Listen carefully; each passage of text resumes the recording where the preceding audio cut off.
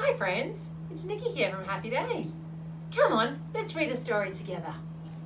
Today's story is Giraffes Can't Dance. This is one of my favourites.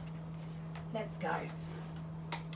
Gerald was a tall giraffe whose neck was long and slim, but his knees were awfully bandy and his legs were rather thin.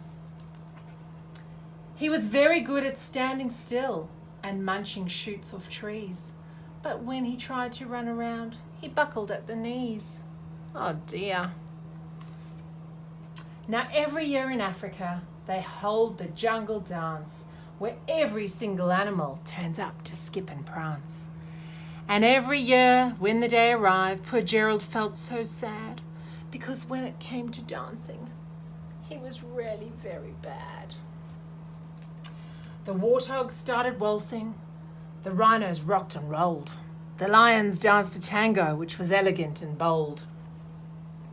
The chimps all did the cha-cha with a very Latin feel, and 8 baboons then teamed up for a splendid Scottish reel. Gerald swallowed bravely as he walked towards the floor, but the lions saw him coming and they soon began to roar. "Hey, look at clumsy Gerald," the animals all laughed. "Ha ha! Giraffes can't dance, you silly fool. Oh, Gerald, don't be daft." Gerald simply froze up. He was rooted to the spot. "They're right," he thought. "I'm useless. Oh, I feel like such a clot." So he crept off from the dance floor and he started walking home. He'd never felt so sad before. So sad and so alone.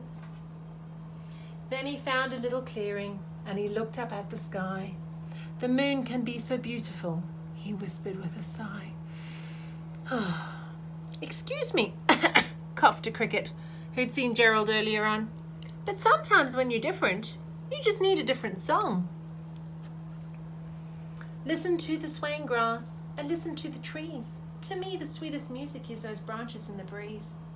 So imagine that lovely moon is playing just for you. Everything makes music when you really want it to. With that, the cricket smiled and he picked up his violin. Then Gerald felt his body do the most amazing thing. His hooves had started shuffling, making circles on the ground. His neck was gently swaying and his tail was swishing round. He threw his arms out sideways and he swung them everywhere. Then he did a backward somersault and he leapt up in the air. Gerald felt so wonderful, his mouth was open wide. "I'm dancing, yes, I'm dancing, I'm dancing," Gerald cried. Then one by one each animal who'd been there at the dance before arrived while Gerald boogied on and watched him quite entranced. They shouted, "It's a miracle! We must be in a dream! Gerald's the best dancer that we've ever seen." "How is it that you can dance like that? Please, Gerald, tell us how." But Gerald simply twizzled round and finished with a bow.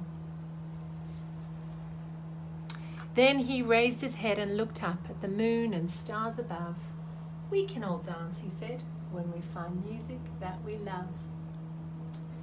Do you love dancing? Maybe you can make a little Gerald the giraffe at home with your mum and dad. Have a happy day.